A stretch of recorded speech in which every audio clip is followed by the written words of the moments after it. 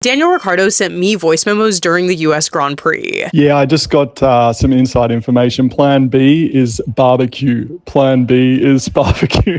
Stop. Stop.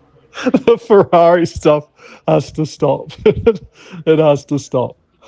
This was actually part of a group chat that I got to be a part of during the US Grand Prix. WhatsApp and Offball put together a group chat that was hosted by Daniel Ricciardo as well as Jet and Hunter Lawrence. For a good portion of the Grand Prix, Daniel Ricciardo and the Lawrence brothers actually live chatted throughout the race. And it wasn't just text messages. Danny Rick sent a video of himself lip-syncing along to the US national anthem, Hunter sent a selfie with his dogs, and Danny Rick of course blessed us with a photo drop. But I think my favorite part hands down was the voice memos. And that's because of how personal they felt. WhatsApp in general is an app that I use to actually have group chats with my friends about Formula One races. But also a group chat isn't this professional kind of stuffy place. And sometimes watch-alongs with celebrities can feel like that. But instead what I found was that I was opening my phone to voice memos of Daniel Ricciardo actually explaining what it's like to be on track. Yeah, you just get like a lot of bruising from the belts. So like your shoulders and your hips get bruised.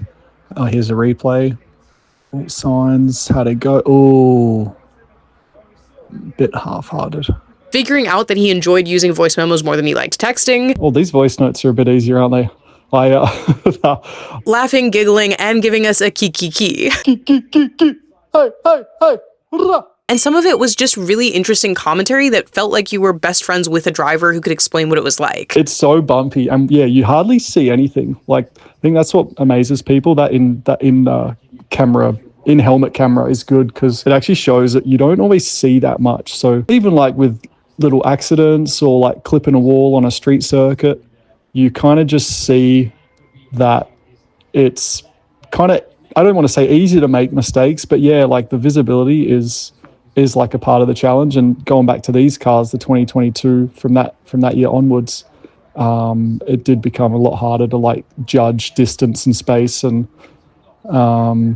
at least, look, that's my excuse. I think this was such a successful activation and an interesting way to include fans in a race weekend alongside athletes that we've watched on the track before, but in a way that was not only in the moment, but personal and community engaging. And the reason that works so well for WhatsApp is that's exactly what you're supposed to use the app for in the first place. And I think it shows how much WhatsApp understood their fan base, how they could successfully engage fans all over the world, and how not even a single one of those fans had to actually be present at the track in order to be included with something that almost felt like one-on-one time with a favorite driver. So if you had a chance to get into the group chat, how did you feel about it? And if this is your first time hearing Daniel Ricciardo talk about racing since last year in Singapore, how does it feel to hear him laugh again?